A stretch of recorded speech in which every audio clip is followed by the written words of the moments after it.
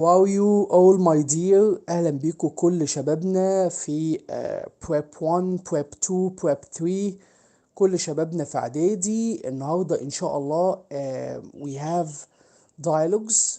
عندنا النهاردة إن شاء الله we are going to study dialogues. Dialogues, you know that the form of the dialogues very important in our exams. You know that we have here how to form questions.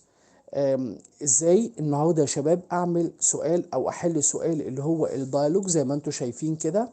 وسؤال الدايلوج ده اللي هو سؤال المحادثة، تمام؟ very important، مهم جدا عندنا. either سواء في ال English A level exam، في ال A level exam or O level. بس طبعا احنا النهارده ان شاء الله we can focus on، هنركز على ال dialogues how to form questions. بيبقى في عندي questions ازاي اعمل الاسئلة اللي مطلوبة عندي في الاكزام. اوكي، نحاول نركز كده مع بعض ونشوف الموضوع ماشي ازاي. We have some questions and answers how to form a question. وانا هبتدي كده مع بعض ب the first sentence. Number one. Okay, you see. Number one. He is my brother. He is my brother.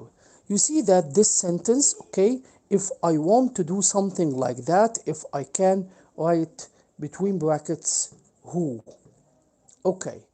Who here, it's a question word, as you see. Who here, it's a question word. Hi, Safe. How are you, Safe? Nice to see you, Safe, for the first time, and we are going now to attend or to have some dialogues. You understand how to form questions. You see that he is my brother. Okay, we have here the WH question word who. You understand that? Who. Okay, so if I wanted to form a question like who, you know that who, which is talking about people. You understand that? Who, it's talking about people. So here, when I make my question, it will be like that. Who is he? You understand this? If I want to form this question, it will be like that. Who is he?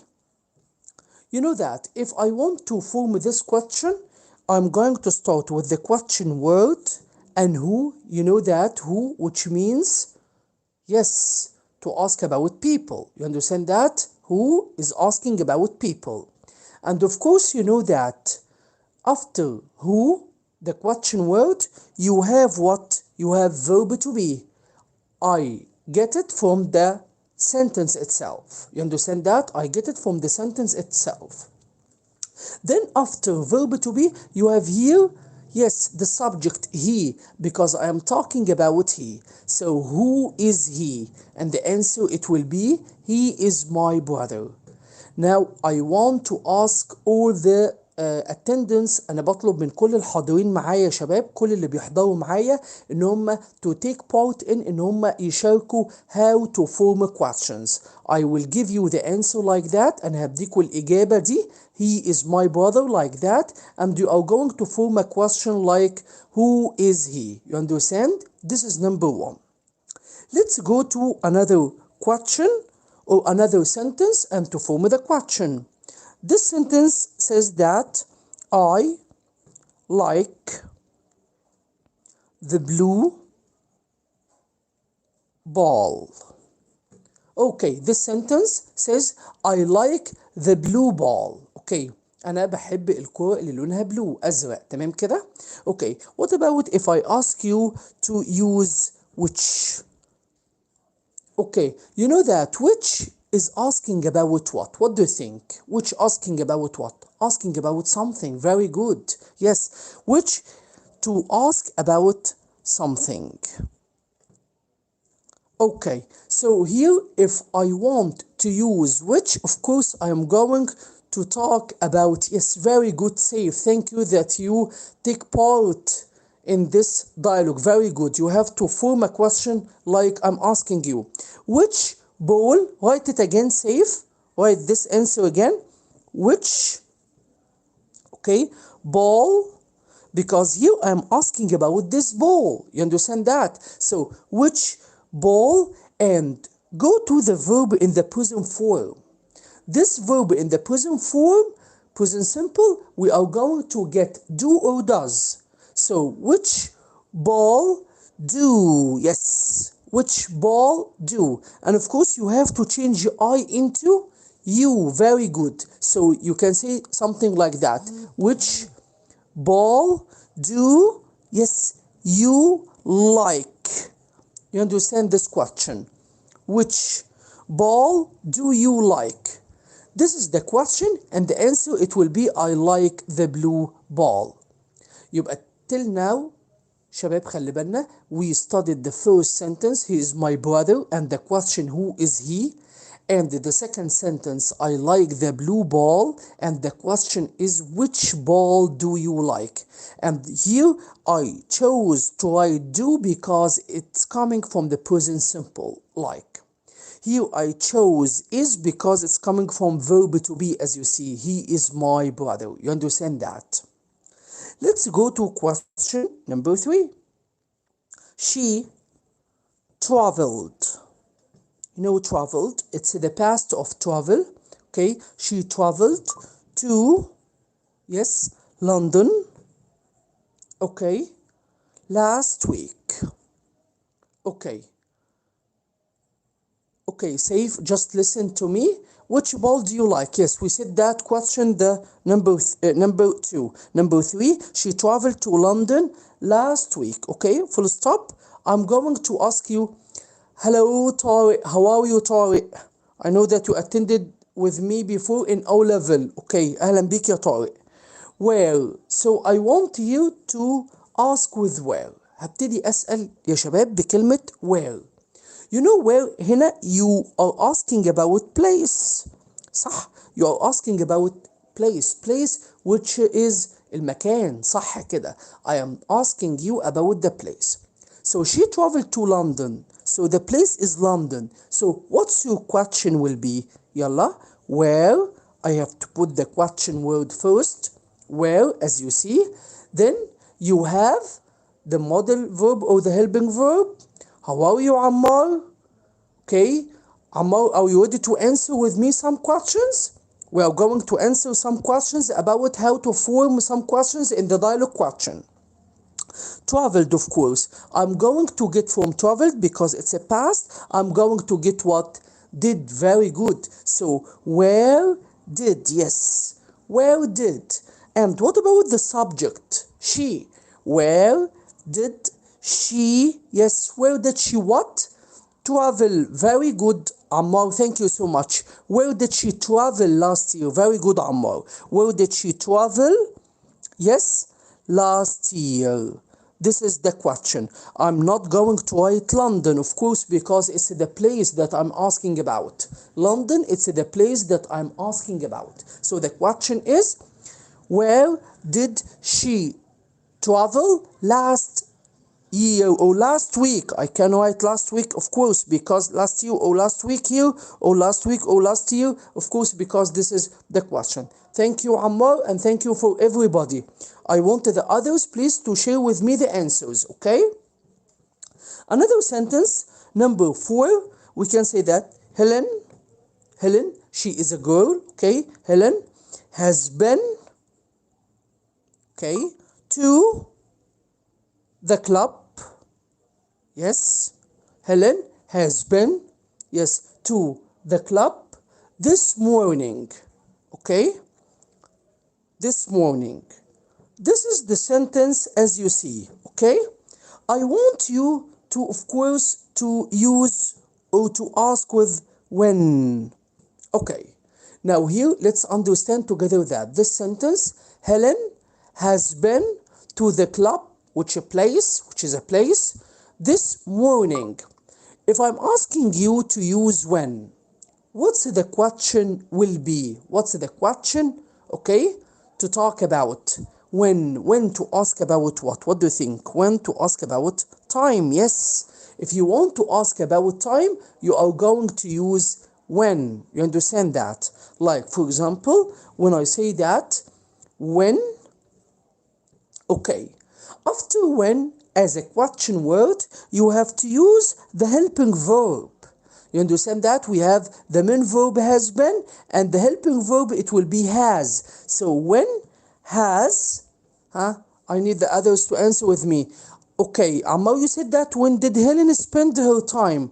Okay, I want you just, okay, and I don't know what's your name. Somebody else is sharing with us. It's okay. I'm talking about when has Helen, okay, when has Helen been, to the club? This is the question. When has Helen been to the club? When has Helen been to the club, which means that إمتى هيلين راحت النادي? And the answer, it will be like that. Helen has been to the club this morning. هي راحت هذا الصباح. طيب, sentence number 5 says that they go to school by bus. They, okay, go to school by bus. Now I want you to ask with, of course, how. And you know how. We are asking about how. We are asking about the way you use, or the way you go to school. What is it? They go to school by bus. Let's form the question together. Yalla, if you want to answer with me, it's okay. I can start with how. Very good. Yes.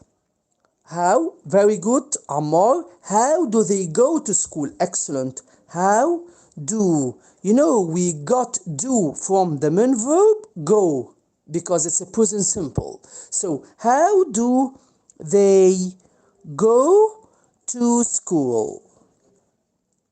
How do they go to school? Of course, the answer, they go to school by bus. Of course, this is the answer. I don't, of course, have to write the answer. You understand that? How do they go to school? I mustn't write it. So, how do they go to school? They go to school by bus. Very good.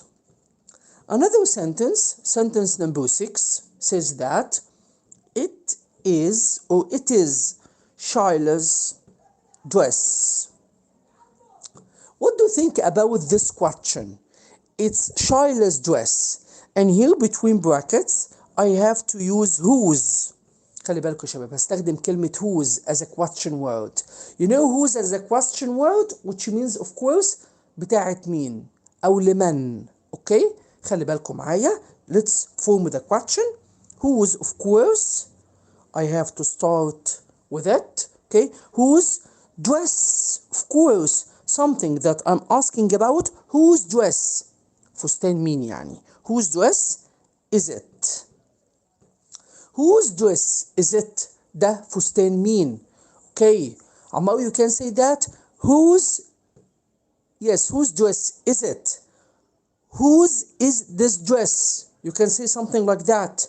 يعني أنا ممكن أقولها يا جماعة بالشكل ده برضه. Whose is this dress? Okay, you can say that. Whose dress is it? Whose is this dress? The answer, it will be it's Shila's dress. Okay, this is about the question of whose. To ask about whose dress is it, or whose thing is it. You understand that? You are talking about something which is called possessive. Let's go to another question, which is number 7. What's the question number 7? Hello, أهلا بيكي أمال. أوكي, أمال قولي لنا بس which stage, في أنهي مرحلة أو في سنة كام, علشان برضو تتابعي فيديو معانا الدايلوج مهم جدا. إزاي how to form a question, إزاي أعمل سؤال, ويا ريت تشاركي معانا أمال. أوكي. Number 7, we went. Okay, just to cut it. Okay, then we can write that. Just cut please. Okay. أولى إعدادي. أهلا بيك يا أمال. Okay. هنخش مع بعض برضه دايلوج، اوكي، عشان برضه تبقى الدنيا بالنسبة لنا سهلة ونعرف نجاوب مع بعض. اوكي. Number 7. This question says 7. We went to the cinema. احنا بنروح للسينما of course to see a scary movie. احنا بنروح للسينما علشان نتفرج على scary movie last month، الشهر اللي فات. هنا خلي بالكم شباب I'm asking you to use or to start with why. You know in English why I use this question word to talk about, yes, the reason. I'm asking you about the reason. I'm asking you why. You understand that? Can you form the question with me please? Yalla. Why? And don't forget, if you want to use the helping verb, you are going to get it from went. Went, it's the past of go. And of course, the past of go went, and you are going to get, of course, did. Why did, of course, why did, huh? What about we? You change it into you, yes? So, why did you? Ammar, I see your answer. Why do you went to the cinema? Of course, Ammar, pay attention that you have passed, so you have to say, why did? You understand that? Did, then you, then plus infinitive. Why did you go? Yes, why did you go to the cinema? This is my question. Why did you go to the cinema? I went or we went to the cinema to see a scary movie last month. You understand this question? Let's go question number 8. Peter goes to the office at 8. Okay. Now here my question word, it will be what time? Okay.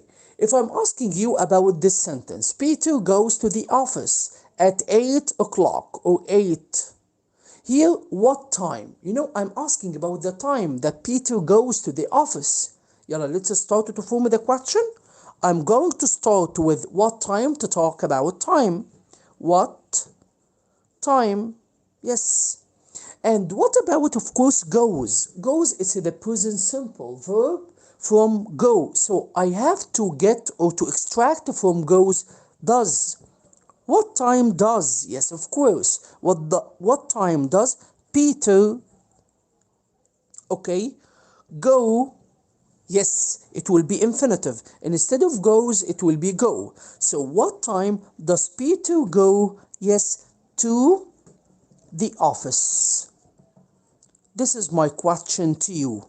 And the answer, Peter goes to the office at 8 o'clock. So easy, by the way. So what time, the question word, then does or do, does according to Peter, because it's a present simple form goes, then go infinitive, and to complete the sentence as you see. Let's go to question number 9. Okay, question number 9, so easy by the way.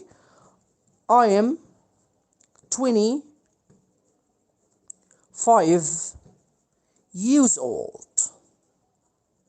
ده هنا when you are talking about your age، لما بتتكلم على السن بتاعك. I am 25 years old. Now I want you to ask with how old. Use how old. You know that how old in English, I am using this word to talk about age. Very good. So easy, Ammar. Yes, very good. This question, it will be like that. How old, because I'm asking about the age. How old are you? Yes. How old are you?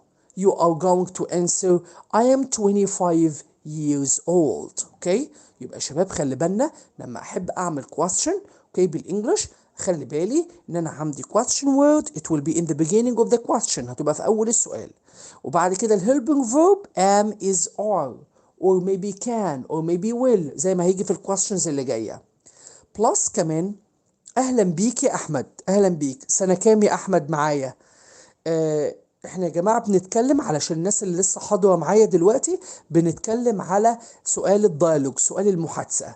يمكن السؤال ده هيخدم ناس في الاي ليفل. اهلا بيك يا احمد في اولى اعدادي. طبعا احنا يا احمد الحصة دي اكسبشن، استثنائية، بعيد عن الاو ليفل. النهارده بنشتغل حل الديالوجز، ازاي اعمل سؤال.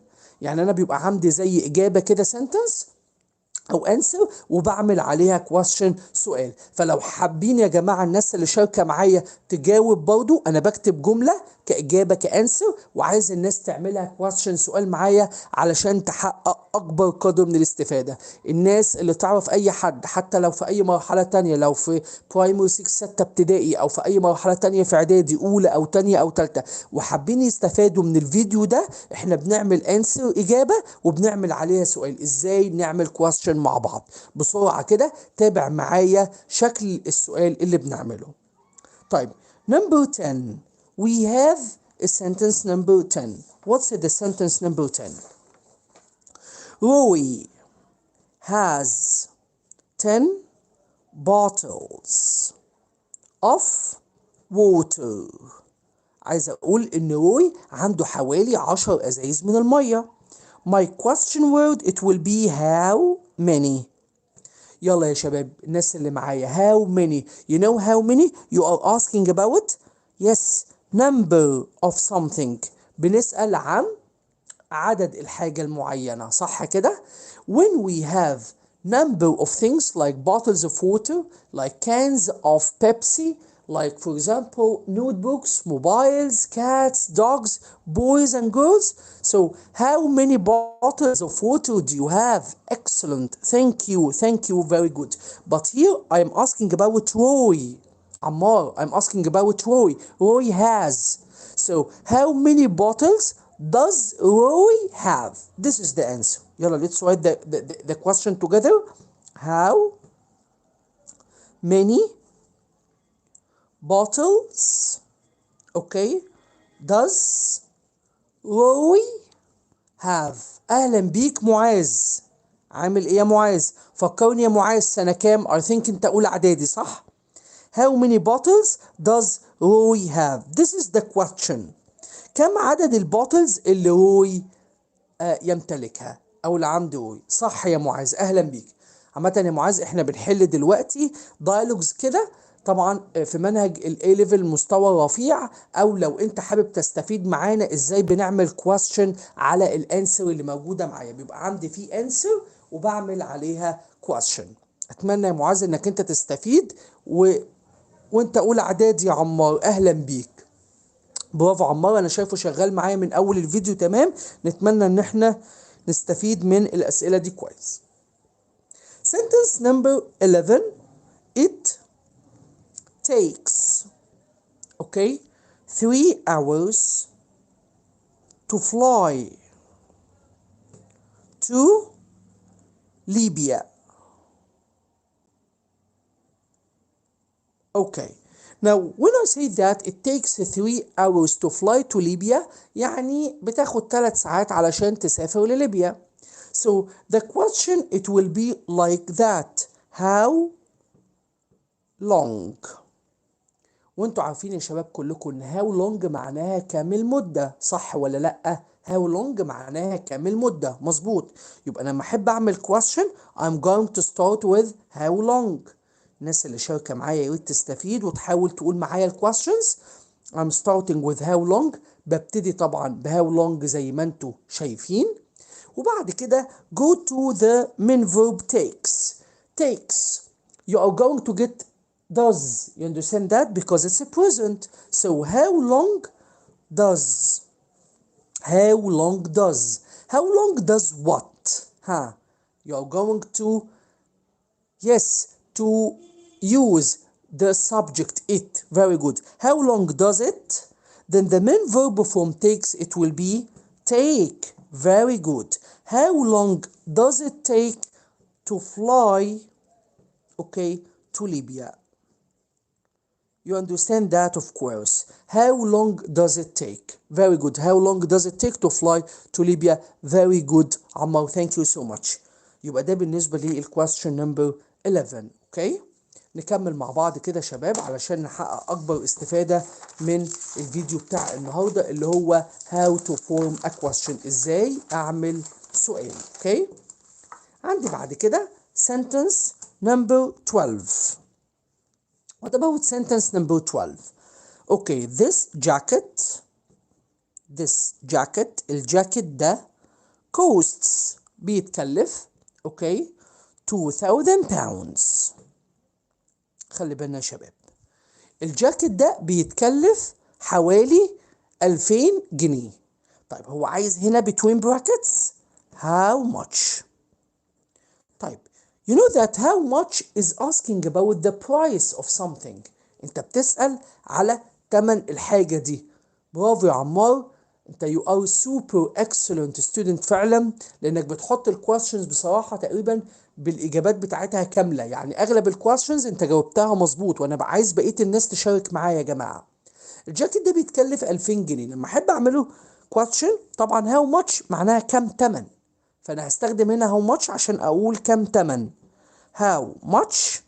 اوكي، طيب هبتدي اروح للverb cost. This is present simple with s, so I have to get does from cost. How much does. Yes, how much does. Then you go to the subject, this jacket. I'm asking about the jacket. I'm asking about this jacket. So how much does this jacket, okay, cost s. Very good. Here you are going to write cost in the infinitive form without adding s, because of course we have does. How much does this jacket cost? Mr. Michael, we have another question or another alternative. عندي حاجة تانية equal الquestion ده. ممكن أقول على فكرة how much. okay, how much is this jacket. يعني عايز أقول كم تمن الجاكيت ده. يعني مثلا ممكن أقول how much does this jacket cost or how much is this jacket. على طول كده كم تمن الجاكيت ده أو كم يتكلف الجاكيت ده. Sentence number 3. If I wanted to talk about this sentence, I will go. طبعا you know that will, which is abbreviation of, yes, apostrophe double L. I will go. Yes, I will go to the theater, which means المسرح. Okay, with my family. You understand that. أنا هروح المسرح مع العيلة بتاعتي، صح؟ I'm going to ask you with who. هسألك بكلمة who، بquestion word اسمها who. طب أنا حابب يا شباب أسأل مين هيروح معاك الثياتر المسرح؟ على فكرة أغلب الكويستشن ده في الدايلوجز كلنا يا شباب بنغلط فيه، فمحتاج إن احنا نركز شوية. بمعنى لما أنا هبتدي طبعا بهو. who. yes, and here you have will of course. who will. yes, who will you go with. You understand that. who will you go with to the theater or to the theater with. You understand that. theater. يعني أنا ممكن أقول يا شباب كده who will go with you to the theater. مفيش مشكلة، أنا ممكن أقول my family or who will you go with to the theater. هما خلي بالكم يا جماعة، احنا لما أغلب البوكس الإنجليش لما بتحب تكتب who will you go with مع مين أنت بتروح، بستخدم who طبعا و with at the end of the question. يعني أنا ممكن أقول who will you go to the theater with. أنت بتروح مع مين الثياتر المسرح. طبعا I go with my or I will go with my family. خلي بالنا يا شباب إن will دي from this word will. And will you know it's talking about what? future. و future معناها المستقبل. يعني something will happen in the future. حاجة هتحصل في المستقبل. Sentence number 14. It's talking about that. Yes, she has a doll at home. اوكي، عايز اقول هي عندها doll في البيت، عندها عروسة لعبة في البيت. وخلي بالنا يا شباب starting with does. المرة دي احنا we go to another level of questions، بنروح لشكل أو another stage of questions أو another type of questions، نوع تاني من الأسئلة اللي هو بتكلم فيها يا شباب على ال yes or no question، سؤال النعم أو اللا، ال yes or no question. يعني أنا مثلا دلوقتي عايز أقول yes she has a doll at home. لما يبقى الكويستشن بتاعي دلوقتي عمار قال لنا مثلا does she has، بس هنا في ميستيك يا عمار، في غلطة بس اخلي بالي منها، ان انا هقول does she. and of course if you have has as a main verb you are going to say have main verb. does she have, not does she has. You understand that? does she have a doll at home؟ هل هي عندها doll في البيت؟ خلي بالنا يا شباب ان does هنا or doesn't with have من verb. if I'm asking about have the main verb like that. does she have a doll, not does she has. Okay, this is number 14. number 15 if I have this question. ايوه يا احمد مظبوط، does طبعا زي ما قلت مظبوط. does she have a doll؟ لان هنا خلي بالك she or he or it if you have does in the question so you have to say have، صح كده؟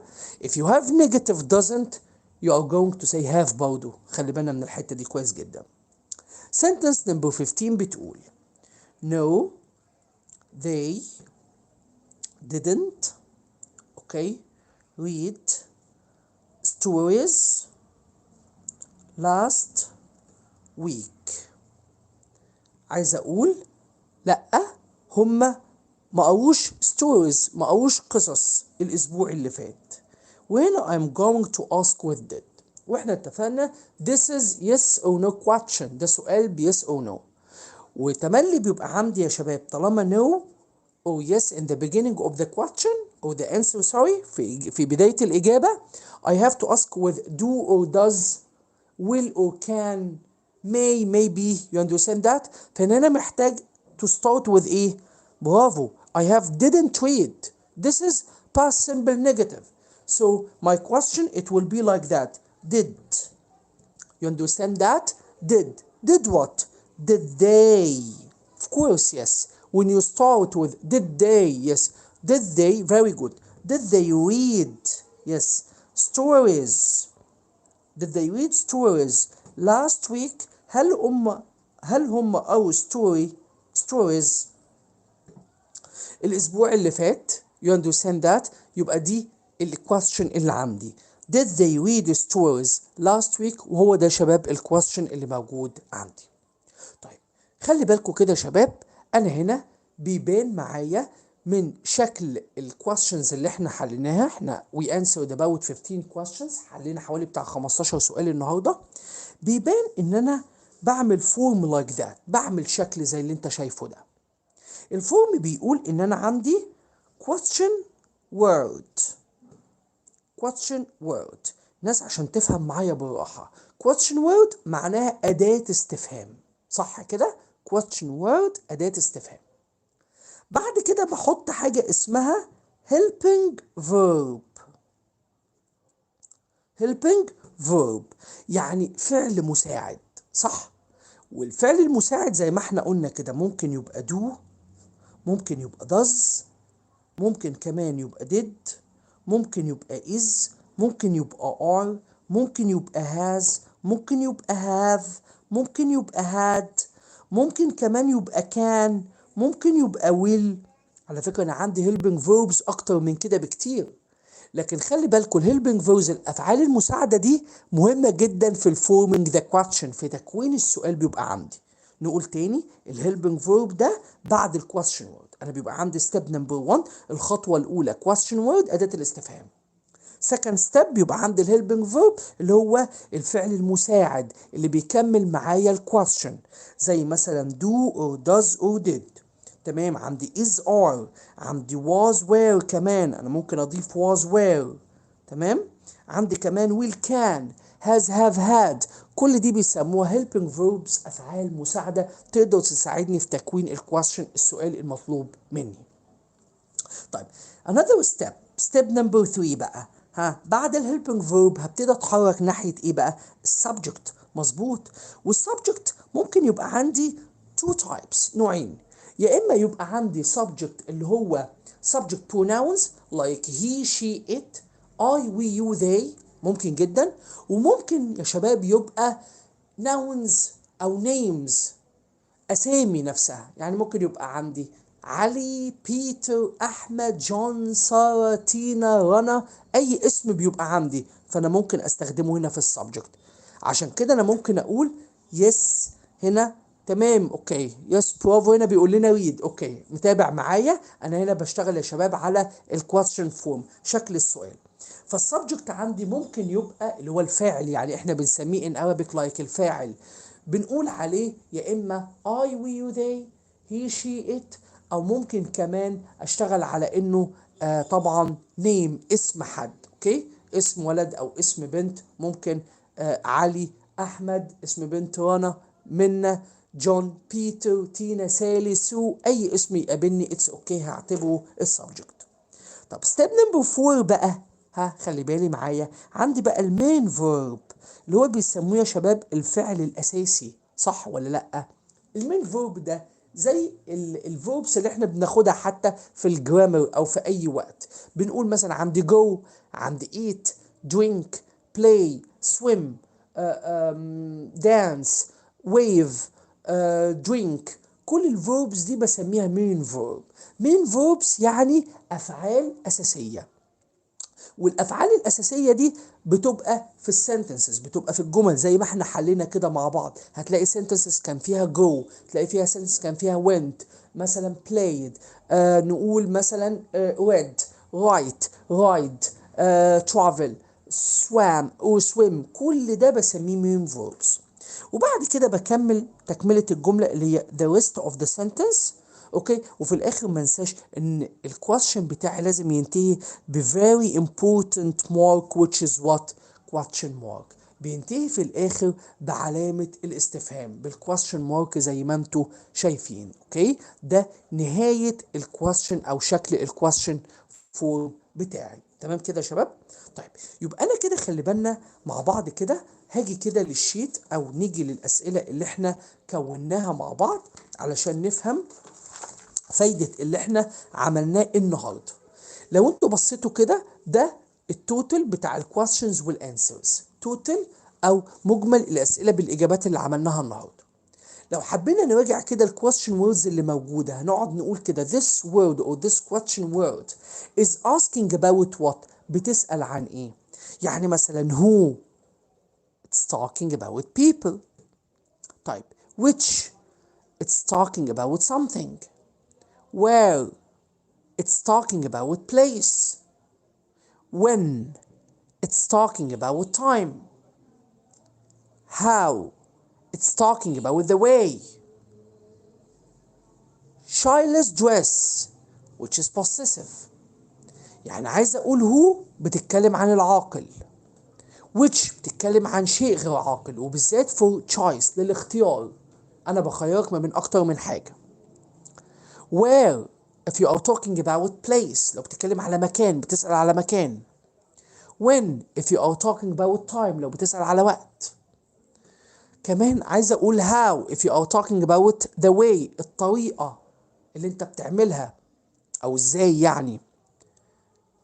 عايز اقول مثلا apostrophe s ومعاها النون، يبقى هنا I'm talking about whose اللي هي possessive اللي هي الملكية. انا برجع معاك الكويستشن ووردز اللي احنا اشتغلناها مع بعض. طيب ايه رأيك كمان لما اقول لك why to ask about the reason، give reason، ادي السبب ليه. What time برضو equal when to ask or to talk about when time. If you are talking about how old it's used for the age، السن أو العمر. لما أقول لك how old are you فالأنسر I'm 25 years old or I'm 7 years old and so and so. طيب if you are talking about how many to ask about the number، بسأل عن العدد. أو رقم الحاجة المعين. اوكي. طيب if you are talking about how long, you are asking about the period of time. You understand that? How long does it take to fly to Libya? It takes 3 hours, 5 hours, 7 hours, 30 minutes, 20 minutes, and so. يبقى أنا بسأل على ال period of time. كمان في الكويستشنز يا شباب جينا للبرايس. if you are asking about the price you are going to use how much كم ثمن. بسأل على تكلفة أو كم ثمن الحاجة دي. طيب if you want to ask about the people or the person to go with you to this place I am talking about, or I'm using this word who. You understand that? Who to ask about people. If you want to talk about yes or no, you are going to start your question with does, or for example, do or can. You understand? Something like that. So منا اهلا بيكي. ده اولى اعدادي يا منا. احنا كنا بنعمل كده ريفيجن، مراجعه سريعه على ازاي اعمل question وانسر، سؤال باجابه، سؤال باجابه. اوكي كده يا جماعه، سؤال بإجابة. وعملنا مع بعض موديل ل 15 sentences. ويا ريت بقى الناس اللي حاضرة معايا، متهيألي منا حاضرة، وأعتقد أحمد وعمار، وممكن يبقى في ناس تانية معايا حاضرة بس بصراحة مش عارف أساميهم. لو يقدروا يس برافو أي ثينك، لو يقدروا يقولوا لي أساميهم، علشان عايزين نعمل زي اكسرسايز هنحله مع بعض في الكام دقيقة اللي باقية. يعني إيه بقى الاكسرسايز اللي إحنا هنعمله؟ أنا دلوقتي هفتح الكوبي بوك زي ما انتم شايفين، شيت ابيض كده، صفحه بيضه خالص، وهنعمل حاجه كده زي ما بنعمل كده في المدرسه. تمام يا عمار معايا كده؟ هنعمل حاجه كده اسمها كلاس وورك. كلاس وورك زي ما انت ما بتاخد في المدرسه في الاي ليفل في المستوى الرفيع او في اي حاجه. تمام يا طارق؟ صح كده، يس برافو طارق، اهلا بيك. بص يا طارق، كل الناس اللي معايا كده حاضره في الوقت الباقي، احنا بنعمل حاجه زي كلاس وورك، شغل زي الفصل كده. اوكي. طيب حاضر. انا مش عارف منى تقصد ايه، او تكمل تقول لي الجروب دول، انا مش فاهم. بس انا بتكلم على الكلاس ورك دلوقتي، الاسئله اللي احنا هناخدها. ممكن يا شباب اكتب لكم كويستشن كده وتقولوا لي ها ايه الاجابه بتاعته. جاهزين يا شباب؟ الناس اللي كانوا معايا على اللايف دلوقتي يا ريت يتابعوا معايا. هكتب سنتنس وانتوا هتقولوا لي السؤال. طيب الجملة زي دي بتقول مثلا، اوكي ماشي يا منى معايا كده لو تركز عشان نعمل الأسئلة مع بعض. السؤال الأول مثلا بيقول she is writing English now. طيب السنتنس دي بتقول يا شباب، اوكي الجروب عشان ابعت عليه الاسئله، لا ده دلوقتي يا منى، احنا قاعدين بنحله دلوقتي، احنا هنحله مع بعض لايف في ربع ساعه الباقيه دي. انا مش هبعت اسئله على الجروب يا شباب، احنا مع بعض الناس اللي قاعده معايا بنحل مع بعض كده. عايز اشوفكم هتحلوا صح ازاي. she is writing English now. وهنا I want you to ask with what. يلا يا شباب ها نفكر كده مع بعض. يا ريت تكتبوا لي الاجابات بسرعه، اكتبوا لي الاجابات بسرعه. اوكي يلا يا شباب ها اكتبوا لي الاجابات بسرعه. منا احنا المواعيد بتاعتنا في شرح الاو ليفل نيو هالو بتبقى التلات الساعه 8 بالليل، الخميس الساعه 8 بالليل، الجمعه الساعه 8 بالليل. تلات وخميس وجمعه الساعه 8 بالليل. تمام. ايوه برافو احمد. احمد كتب رايتنج بس انا عايز السؤال كامل زي ما عمار كتب وات از شي رايتنج ناو. طيب الافضل يا عمار ان انا اقول وات از، تمام، شي ها doing now، هي بتعمل ايه دلوقتي. لكن مفيش مشكله بالظبط كده. انت بتكتب كلمه كلمه. اوكي يا احمد مفيش مشكله يا عمار لو انت قلت وات از شي doing now، والإجابة التانية صح اللي انت قلتها من شوية اللي هي what is she writing now، هي بتكتب ايه دلوقتي، برضه صح. يلا يا شباب هكتب لكم كويستشن تاني، عمار ومنى وطارق وكمان معايا احمد، هكتب لكم سؤال تاني وتقولوا لي، او سنتنس تانية وتقولوا لي يلا الاجابة بسرعة. احنا بنتدرب كده مع بعض زي ما بنحل كده في الكلاس. اوكي هنقول كده سام اوكي played tennis in the club. اوكي تمام. بصوا يا جماعة، ابعتي على الجروب بتاعنا يا منى، جروب الواتساب اللي احنا متفقين عليه. اتفضل يا احمد، يلا. اوكي. سام play tennis in the club. انا عايز هنا I have to ask you with where. بسألك بكلمة where. where يعني أين. يلا يا شباب بسرعة، مين أسرع هيكتب السؤال معايا؟ سام play tennis in the club. يلا مستني إجابتكم بسرعة يا شباب. ها، مين هيقول لي where؟ how to use where، إزاي أستخدم where؟ يلا يا شباب، ها، مستني اجاباتكم بسرعه. احمد وطارق ومنى وعمار وبقيه الناس، عايزكم تشاركوني الاجابات يا شباب. يلا، السؤال ده اجابته ايه؟ سام؟ ايوه. عمار؟ تمام. يلا يا احمد جاوب طبعا. where did Sam played tennis؟ بصوا يا جماعه، عمار زميلنا قال الاجابه دي. where did where did Sam played. طيب عمار، هي play ولا played؟ ها، can you answer with me please؟ جاوب معايا. هنا هقول عمار، خلي بالك يا عمار، هقول سام لعب التنس فين؟ انت هنا if you have did يا عمار، لا. معاذ خلي بالك برضه نفس المستيك اللي وقع فيها عمار، نفس الغلطة يا معاذ انت وعمار. خلي بالك where did Sam play infinitive. خلي بالكوا يا شباب، صح كده يا معاذ، انت كده عرفت المستيك الغلطة بتاعتك. يبقى أهمية الفيديو اللي بنعمله النهارده ده في الديالوج يا شباب، علشان خاطر، تمام، علشان خاطر صح كده، ماشي يا عمار، لو غلطة الكيبورد مفيش مشكلة، لكن علشان خاطر يا ولاد نشتغل على did or do or does، لازم احط الفيرب في الانفينيتيف، الفعل في المصدر، زي ما انت درست مع المستر والميس في الكلاس. طيب ايه رأيك لما اديلك كويستشن تاني وتقول لي ايه الإجابة؟ صح يا منى، برافو عليك، بلاي. تمام. هديكوا يا جماعة كويستشن تاني، نمبر 3 مثلا. سنتنس دي احنا مرة سألنا بوات، مرة سألنا بوير، ممكن نسأل بدي. she prefers، هي بتفضل the red dress. صح كده، برافو عليك يا منى، لان did مع infinitive، برافو. she prefers، لا بلاش question mark، full stop بس. اوكي. she prefer، اوكي، the red dress، هي بتفضل الفستان الاحمر. which، اي، او نختار ايه؟ يلا يا شباب، مين هيعمل الكويستشن بسرعه؟ يلا، منتظرك على اللايف تقول لي الكويستشن هيتعمل ازاي. بتهيألي عمار ولا منى ولا طارق ولا احمد ولا معاذ، مين الاسرع؟ ها، عايزين حد اسرع يحط لنا الاجابه. she prefers the red dress. انا عايز question with which. ها، انا هبتدي كده اكتب الكلمه which what. يلا يا شباب. تمام يا عمار. which dress does she prefer؟ very good perfect answer، وهي الاجابه الصح، مش ناقصه حاجه غلط، برافو يا عمار. which، اوكي، which dress، okay, does she prefer؟ okay. which dress does she prefer؟ اي فستان هي، تمام، بتحبه، صح كده. which، yes، which dress، بس في does، خلي بالك يا معاذ. which dress does she prefer؟ ما تنساش does دي، خلي بالكم معايا يا شباب. طيب another question. I am from Cairo.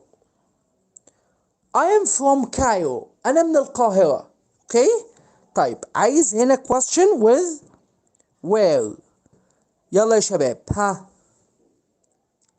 مش فاهمة يا مستر منى، أنت مش فاهمة أنهي سؤال اللي هو نمبر 3 اللي هو she prefers the red dress؟ خلي بالك احنا هنا بنسأل which dress، أي فستان، طبعا أنا بسأل على أي فستان، انهي فستان يعني. does she prefer، هي بتفضله، دي معناها. خلاص يا منى. عمار بسرعة قال لك where are you from؟ برافو. لما يبقى عندي answer إجابة زي دي يا شباب بتقول yes very good. where are you from؟ yes where، لأن هنا عندي من فين أنت، أوكي. then I am it will be are you، لأن هنا ده شكل الكويستشن يا شباب. I am it will be are you. where are you from؟ وانا عايز اسالكم بقى يا شباب، يلا كل واحد كده اساله من الناس اللي معايا، احمد ومعاذ وعمار ومنى وطارق. Where are you from؟ يلا جاوبوا لي الاسئله بتاعتكم. Where are you from؟ يلا قولوا لي انتوا منين يا جماعه. ها Where are you from؟ منى هي صح where do you live، بس هنا انا عندي I am from. اوكي I am from كايرو، فانا لازم اقول where are you from. اوكي دي الكويستشن بتاعتي او السؤال بتاعي هنا where are you from. تمام كده. ناخد sentence بعد كده نتكلم عليها. عايز اقول مثلا he yes I am from Alex. اهلا بيك يا عمار من اسكندريه. انا عايز اعرف بقيه الناس منين يا جماعه. عمار من اسكندريه اجدع ناس، ومعاذ من اسكندريه اجدع ناس. كده معايا عمار ومعاذ من اسكندريه، الباقي منين يا جماعه يقول لي.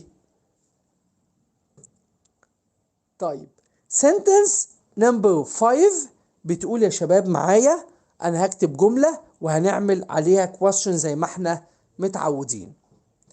he goes to school on foot. طيب انا المره دي مش عايز اكتب الكويستشن وورد بتوين براكتس، بس تقدروا تقولوا لي هو بيروح المدرسه اون فوت على رجليه، سيرا على الاقدام، يعني ما بيركبش حاجه. طب تقدر تقول لي هنا بيروح ازاي؟ يلا which question word I'm going to ask. يلا مين اسرع؟ واحمد من بني سويف، اهلا بيك يا احمد. اوكي يلا يا جماعه، هو بيروح للمدرسه على رجليه. طب انا عايز اسال السؤال، ها بيروح ازاي؟ ازاي دي بالانجلش يعني ايه؟ يلا فكروا كده معايا، ها بسرعه كده ادوني الاجابه. How does he go to school؟ Very good يا عمار، لا you are excellent، صح كده. يبقى أنا بقول on foot على الأقدام، بسأل بالquestion word دي how. very good. وبعد كده because goes يبقى how does، صح كده how does. وبعد كده he because it's the subject، ما احنا اتفقنا الفورم of the question شكل السؤال يبقى كده يا شباب how it's the question word، وبعد كده does the helping verb، وبعد كده he is subject، وبعد كده المين verb how does he go، وبكمل بعد كده to school. yes how does he go to school؟ فالإجابة he goes to school on foot، بيروح سيرا على الأقدام. question number 6. تمام احنا هنقفل الصفحة أو قربنا نخلص البيج دي. تمام لو أنا جبت question like that وجينا قلنا مثلا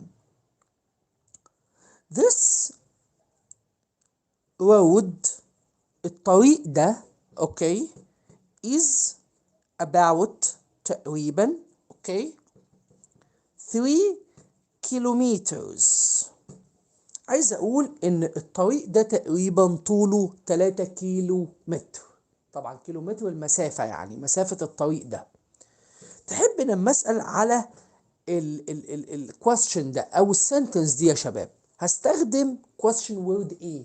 يلا ادوني كده كلمة استفهام هضطر اشتغل عليها. question word، خلي بالك انا بتكلم على طول الطريق ده 3 كيلومترز. ها مين يحب يبتدي معايا بالكويستشن وورد بأداة الاستفهام؟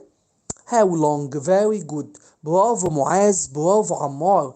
how long how long yes how long كم طول، صح ولا لأ؟ how long. وبعد كده how long is، أكيد how long is what is this road، زي ما انتوا كتبتوا كده يا شباب. كم يبلغ طول هذا الطريق؟ How long is this road؟ برافو يا جماعة، بتعرفوا تكونوا questions ممتازين أكيد في موضوع الديالوج ده، لأنه مهم جدا جدا جدا واحنا بنذاكر مع بعض language أو بنتعلم language زي الإنجليش. لازم نفهم how to form a question، how to form an answer، ازاي تكون سؤال وازاي تكون إجابة. طيب ايه رأيكم ممكن ده يبقى اخر question معايا النهارده في الفيديو بتاعنا ده؟ اوكي نركز كده مع بعض علشان نشوف فكرته ايه او بيتكلم عن ايه. تمام السنتنس بتقول مع بعض اوكي دينا اوكي travels to Luxor. خلي بالكم يا جماعة، دينا travels to Luxor at night. عايز اقول ان دينا بتسافر للأقصر at night، يعني بالليل، صح؟ انا اديتكم هنا يا شباب تايم تجاوبوه. يلا ها، هنبتدي بايه بقى مع بعض؟ يلا فكروا كده معايا وقولوا لي هنبتدي بايه مع بعض. يلا. تمام، وين، برافو يا معاذ. وين. اوكي، يبقى انا هبتدي الكويستشن بتاعي بوين يا جماعه زي ما انتم شايفين. وين تو اسك اباوت تايم. برافو روضه. اوكي، روضه في سنه كام يا روضه؟ عرفينا عليكي في سنه كام. طيب يبقى وين صح يا شباب، يبقى انا كده عندي وين، برافو. يبقى وين. طيب then بقى اكمل بقيه الكويستشن. احمد why you said is يا احمد، ليه قلت is؟ خلي بالك انا باخد يا احمد، خلي بالك الهيلبنج فيرب from travels. تالتة اعدادي، اهلا بيك يا روضه، تالتة اعدادي اهلا بيك. احنا بنعمل مع بعض دايلوج علشان يفيدنا كلنا. منا انت قلتي when اميره travel to اسوان.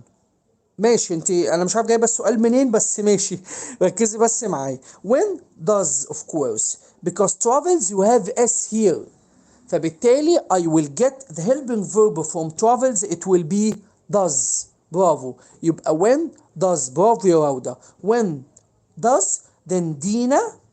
اوكي what about travel or travels يا معاذ؟ تمام. ها when does دينا travel infinitive verb without s، صح كده؟ يبقى when does دينا travel to الأقصر. مظبوط. امتى دينا بتسافر للأقصر؟ امتى دينا بتسافر الأقصر؟ اوكي تمام. اظن كده متهيألي يا جماعه الكويشنز واضحه جدا جدا جدا، وانا مبسوط جدا ان احنا اشتغلنا مع بعض النهارده الكويشن والانسرز. طبعا بتيجي في شكل الدايلوج كتير جدا جدا جدا، وعرفنا تكوين الكويشن او الفورم بتاع الكويشن بيبقى عامل ازاي، وعرفنا كمان ازاي هاو تو فورم ا كويشن، ازاي اكون سؤال. اخلي بالي بس يا جماعه من التنسز، من الازمنه اللي هو البريزنت. ثانك يو يا عمار، انا مبسوط جدا يا جماعه. واذا كان رايكم حلو يا جماعه في الفيديو، يا ريت تقولوا لنا ايه رايكم في الفيديو، ولو محتاجين اي نوتس نحب نقولها. انا حبيت اعمل حصه الدايلوج دي او هاو تو فورم ا كويستشن، ازاي نعمل سؤال باجابه، علشان خاطر الناس تعرف الاسئله والاجابات بتاعتنا. ثانك يو يا منى. انا بس حابب بس في نهايه الفيديو يا جماعه ان انا كده بس بلفت نظركم بس كده في الشيت اللي معايا ده على حاجه. ثانك يو يا روضه. اوكي، مع انك دخلت متاخر بس مفيش مشكله، يا رب تكون استفدت بالشويه دول. احب افكركم يا شباب ان شرحنا باذن الله في فيرست بريب في اولى اعدادي في نيو هالو. احنا بنشرح نيو هالو زي ما انتم عارفين. اوكي اوكي يا احمد، ثانك يو ثانك يو. يا ريت تبقى معانا على طول، وعمار ومعاذ وروضه ومنى وكل الناس تبقى حاضره معايا ان شاء الله. فيرست بريب نيو هالو. افكركم تاني يا جماعه بمواعيدنا. احنا الحصص بتاعتنا بتبقى التلات الساعه 8، والخميس الساعه 8، وفرايداي الجمعه الساعه 8 ان شاء الله. هنتقابل على خير ونكمل شرح نيو هالو زي ما اتعودنا. بس حبيت اعمل النهارده اكسبشنال سيشن، حصه استثنائيه كده نشرح فيها الدايلوج. اللي يحب يتواصل معايا على الجروب او انا اضيفه على جروب اولى اعدادي، ده برضو رقم الموبايل. لو حبيت برضو تبعت مسج على الرقم ده علشان خاطر اضيفك لجروب اولى اعدادي، او if you have any question، لو عندك اي سؤال باذن الله تبقى الدنيا تمام. بص خلي بالك يا معاذ، بالنسبه لشرح ام هاي انا هشرح ام هاي مفيش مشكله، بس اختار الوقت المناسب، يعني اختار بس الوقت المناسب ونشوف ام هاي ليفل ايه، لان في مدارس كتيره وفي ناس كتيره بتاخد ليفلز مختلفه من الام هاي. فده بس بيتطلب مننا بس ان احنا نحضر ويتش ليفل في الام هاي، انهي مستوى في الام هاي نشرحه علشان يبقى الموضوع بالنسبه لنا متاح والموضوع بالنسبة لنا سهل. اوكي يا شباب. Do you have any question before leaving؟ حد عنده أي سؤال قبل ما نمشي؟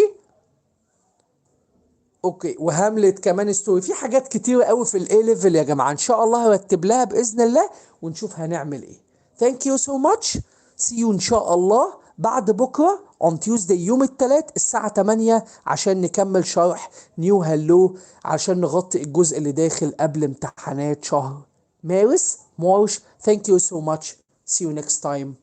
Goodbye.